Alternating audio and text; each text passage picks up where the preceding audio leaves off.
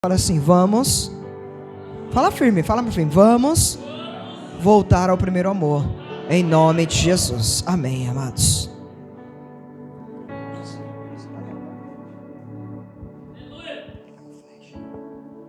Aleluia. Irmãos, eu queria trazer uma palavra assim meia pastoral. Esse mês nós estamos tratando de um tema muito importante. E eu não sei se os irmãos entendem, só o texto aqui eu creio que já fala o meu, o teu coração, porque nós precisamos realmente voltar ao primeiro amor.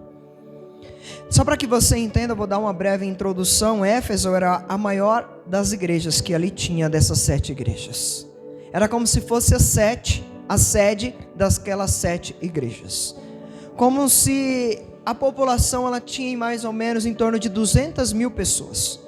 Só que em Éfeso construíram um templo, um teatro e depois um templo, a qual nós chamamos a cidade dos mártires. Só que se você ler lá em Atos 19:35, você vai ver que lá em Éfeso tinha um culto à deusa Diana. E o templo dela era uma das maiores atrações naquele momento. É como se fosse hoje a Torre Eiffel lá em Paris. Então, irmãos, para que vocês entendam, Éfeso era uma cidade muito movimentada. Então, irmãos, só que Éfeso era uma cidade imoral. Éfeso era uma cidade cheia de superstição. Ela tinha um culto ao imperador, César. E para que você entenda, por ter esse culto ao imperador, vocês pode olhar aqui para mim, não fica com medo. É uma palavra que Deus falou no meu coração também. E o que imperava nessa cidade era idolatria, era imoralidade, era perseguição aos crentes. Então, irmãos, vai dizer que o diabo tinha 2 táticas e hoje não é diferente. Qual é a primeira? Ele perseguia os crentes.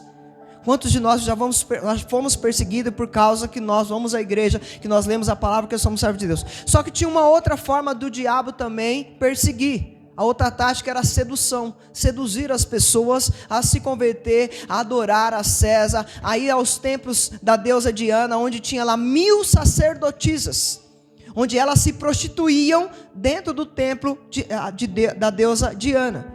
Por que o Senhor está falando isso? Para que você entenda o que eu vou falar, o porquê que Jesus fala nessa linguagem, o porquê que Jesus ele usa a linguagem em Apocalipse, porque para cada linguagem, para cada cidade tinha uma linguagem. Por isso que algumas ele vai falar do colírio, porque naquela cidade tinha algo que saía dali, que era o colírio.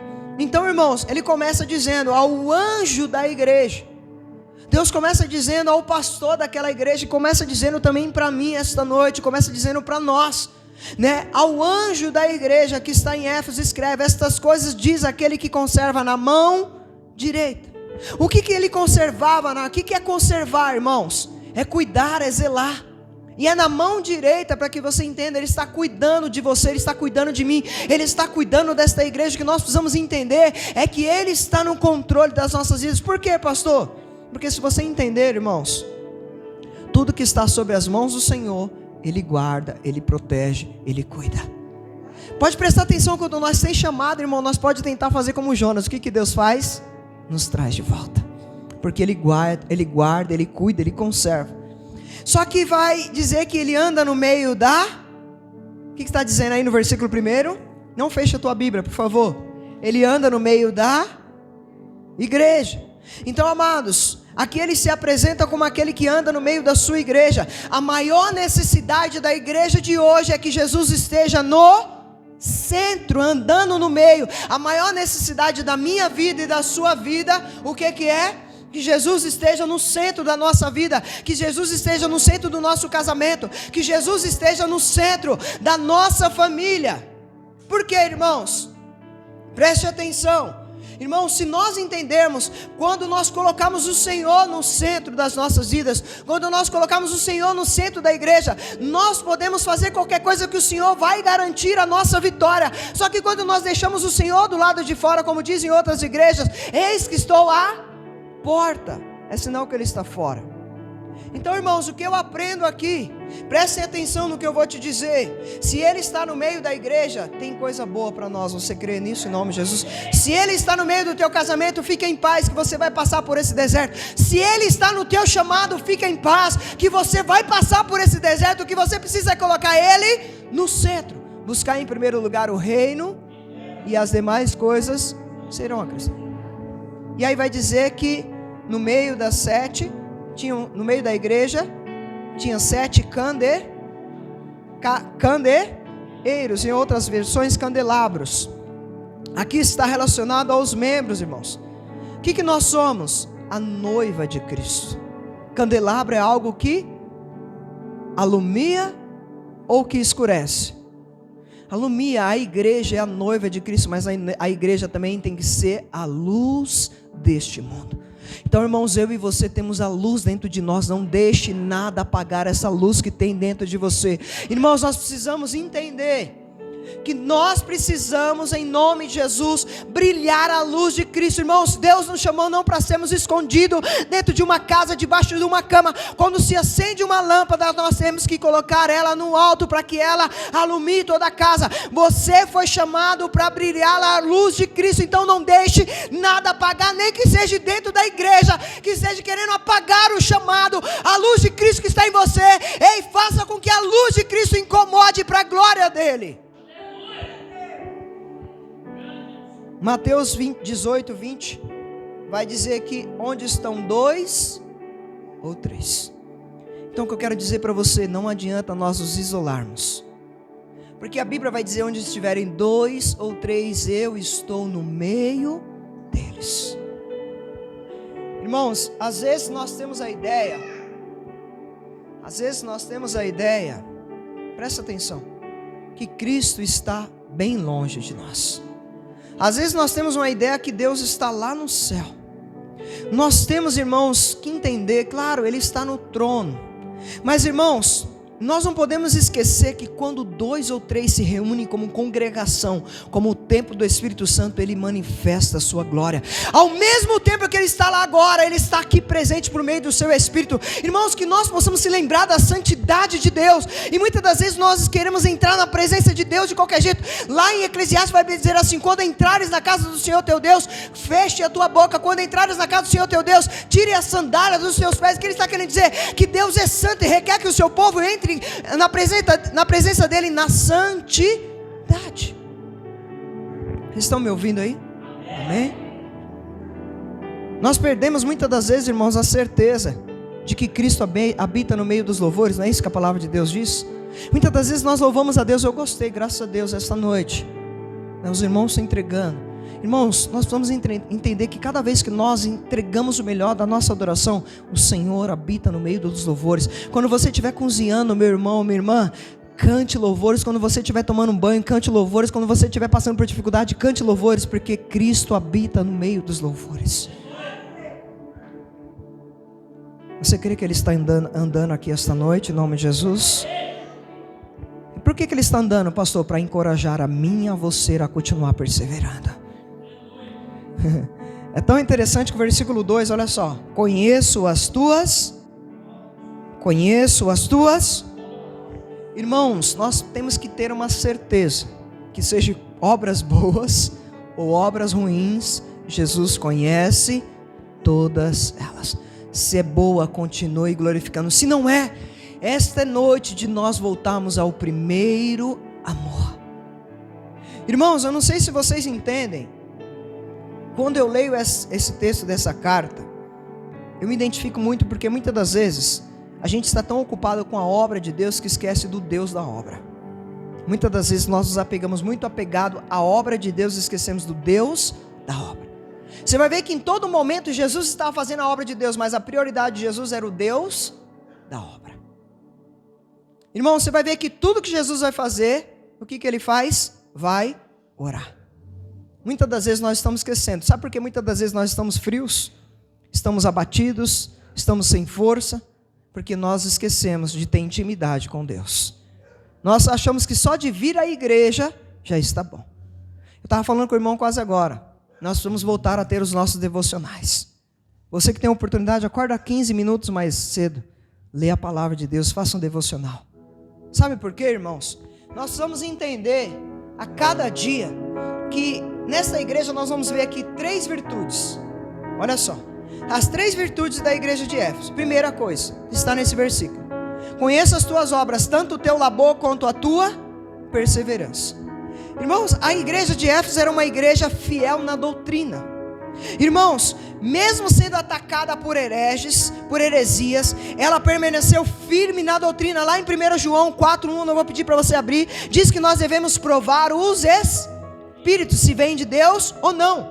E amados, nós estamos passando um processo, talvez não seja bom para algumas pessoas, mas para a obra do Senhor, para a igreja do Senhor tem sido muito bom, para que nós voltemos à doutrina sã, para que nós voltamos à essência do Senhor. Por isso nós precisamos buscar a santidade, por isso nós precisamos pregar a santidade, mas acima de tudo, nós precisamos viver a santidade, a palavra de Deus. Vocês estão aqui comigo? Porque a gente só vai resistir às tentações, às heresias, quando nós tivermos discernimento espiritual. Se nós não temos discernimento da palavra de Deus, qualquer vento que vem nos derruba, não é isso? A palavra de Deus diz que quando nós não temos estrutura, qualquer vento que vem, ali está fazendo isso, eu vou para lá, ali está fazendo aquilo, eu vou para lá. Por quê, irmãos? Porque a Bíblia vai dizer agora, olha só, no versículo 2 ainda, conheço tanto o teu labor. O que é labor? Para quem conhece aqui, é mais antigo aqui, o que é labor? Estão aqui comigo? Luta, trabalho. Conheço o teu trabalho, a tua luta.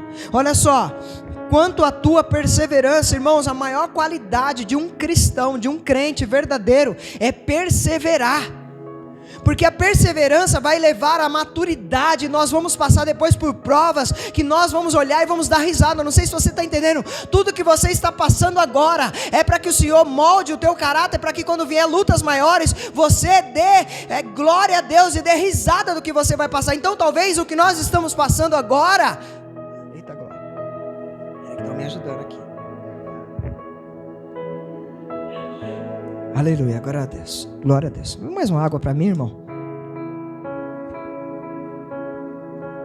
Irmãos, nós não podemos suportar homens maus se nós não lutarmos, se nós não tivermos perseverança.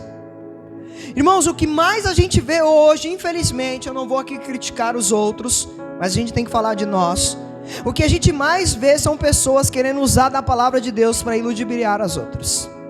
Pessoas fazendo do púlpito um balcão, oferecendo qualquer coisa. Você der tanto, você vai comprar isso, você vai comprar aquilo. Nós precisamos entender, irmãos, que para resistir esses malfeitores, esses hereges, esses falsos profetas, nós temos que estar baseado aonde? Na palavra. Irmão, você pode ver que tem crente que ele passa por deserto, que você fala assim, ele não vai aguentar. Mas ele tem estrutura na palavra, e quando você menos espera, ele está lá, glorificando a Deus. Porque o Senhor tem sido o centro da vida dele. Então, irmãos, o que nós podemos aprender aqui? Quem são esses homens maus? Pessoas que muitas das vezes querem nos atacar usando até a própria palavra de Deus. Eu sempre tenho cobrado os irmãos, tenho me cobrado. Irmãos, a nossa vida diária tem que ser de leitura da Bíblia. Quero falar principalmente aqui para os jovens que às vezes são meio preguiçosos para a leitura. Eu sei que vocês gostam de talvez outras coisas, mas precisam dedicar tempo à leitura da palavra. Dedique meia horinha, 15 minutos, isso vai fazer diferença para a tua vida. Porque a Bíblia diz, conhecereis a verdade e a verdade. O que é a verdade, irmãos? A palavra de Deus. Então, amados, o que eu aprendo a cada dia? Amados, nós precisamos entender que nós precisamos a cada dia aprender com essa igreja de Éfeso. Eu não sei vocês, nós estávamos nos esquecendo do primeiro amor, até dentro da igreja. Nós precisamos voltar às raízes do Evangelho. Nós precisamos voltar, amados, a carregar a nossa cruz. Nós precisamos voltar a ouvir as verdades. E essa verdade não venha nos fazer, nos afastar de Deus, mas pelo contrário, nos achegar mais a Deus. Por quê, pastor? Porque as pessoas têm buscado na igreja experiência e não a verdade. Elas querem pensar, irmãos, em vez de sentir. Sabe, muitas das vezes elas querem sentir algo, elas querem pensar algo, mas a palavra não tem a ver com pensar, com sentir. A palavra tem a ver com viver a palavra de Deus. Como assim, pastor? Elas não querem doutrinas, irmãos, elas querem sonhos, querem visões, querem revelações. Eu vou entrar à igreja porque lá, neguinho vai revelar, fulano vai revelar o meu passado, o meu presente, o meu futuro. Você quer maior revelação do que a palavra de Deus para a minha vida e para a tua vida? Vocês estão aqui comigo? Sabe, tem pessoas que querem ver milagres grandes. Sabe, um coxo voltar a andar, um cego voltar a enxergar. Mas quer milagre maior do que você está aqui esta noite ouvindo essa palavra? Você quer milagre maior do que hoje pela manhã você abriu os teus olhos, respirou, vestiu uma roupa, comeu, saiu para trabalhar ou talvez trabalhou em casa? Eu estava falando hoje, você quer milagre maior porque você teve louça para lavar hoje? Se você teve louça para lavar é porque teve algo no seu prato, na sua mesa, não é isso? Então você quer milagre maior do que esse? Pastor, eu queria ganhar 5 mil, mas isso, sabe, se agrade de Deus pelo 1.000, ser de fiel num pouco e Deus vai te colocar sobre o muito. Então, amados, nós precisamos entender, infelizmente a igreja deveria, sabe, oferecer a verdade, e às vezes a igreja, para atrair as pessoas, tem tentado falar aquilo que as pessoas querem ouvir. E aí por isso que nós estamos cheios de crentes, sabe, deformados, que cresceram raquíticos, sabe, cheio de crentes que cresceram dodói. E aí quando ouvem a verdade, o que acontece? Fala aí, irmão, pode falar. O que acontece? Vão embora. Ah, aqui não está mais pregando o que eu quero. Aqui está pregando agora, né, a verdade. Isso aqui é muito pesado para mim. Irmãos, a palavra ela continua a mesma ontem, hoje e amanhã vai continuar a mesma. Se você está aqui é porque Deus tem propósito na tua vida. Se você está ouvindo essa palavra,